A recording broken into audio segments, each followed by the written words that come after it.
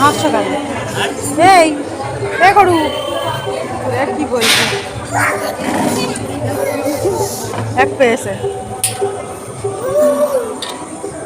জানো তো, কালী পুজোর আগের দিন গিয়েছিলাম আমাদের বাজারের এই মন্দিরটাতে।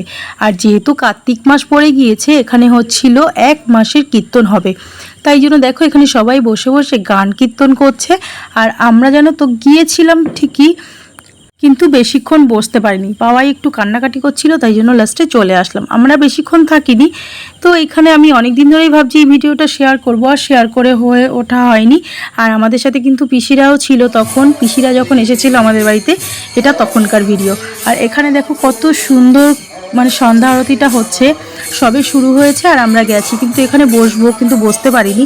যাই হোক, অন্য এক সময় গেলে হয়তো বসা হবে। আর এখানে জানো তো খুব সুন্দর রথের মেলাও হয়।